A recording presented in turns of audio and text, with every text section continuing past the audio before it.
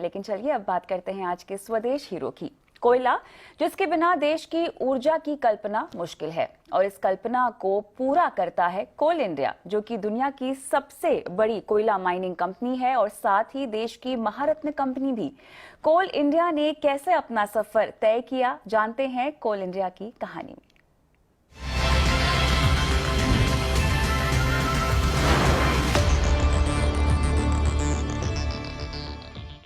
भारत में कोयले की खनन की कहानी 1774 में शुरू हुई थी, जब पश्चिम बंगाल के रानीगंज में, जहां ईस्ट इंडिया कंपनी ने नारायणकुंडी इलाके में पहली बार कोयले का खनन किया।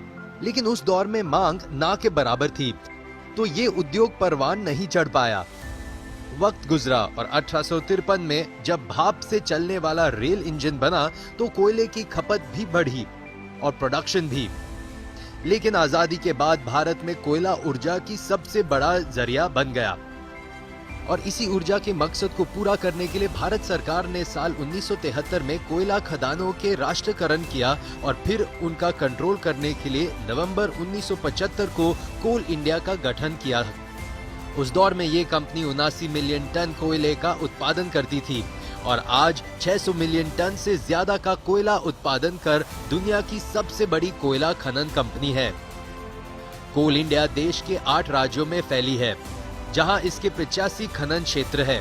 कोल इंडिया लिमिटेड की 345 खदानें हैं, जिनमें से 151 जमीन के अंदर है। देश में कुल उत्पादन का 83% कोल इंडिया लिमिटेड करता है।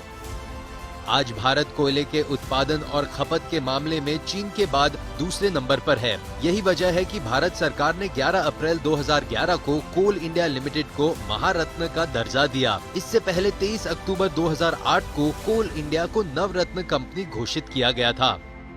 भारत अपनी ऊर्जा जरूरतों का 70% से ज्यादा कोयले से चलने वाले प्लांट से ही हासिल करता है। देश का 57% कमर्शियल एनर्जी कोयले पर निर्भर है, जिसमें CIL 40% की आपूर्ति करता है।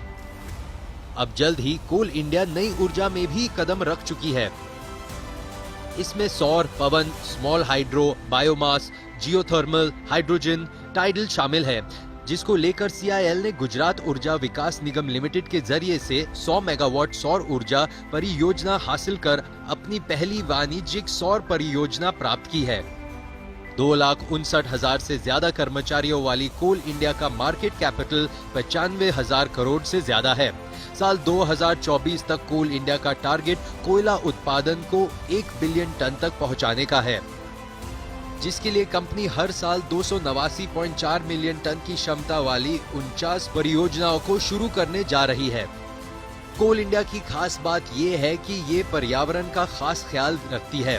मार्च 2021 तक कोल इंडिया 100 मिलियन पेड़ लगा चुकी है।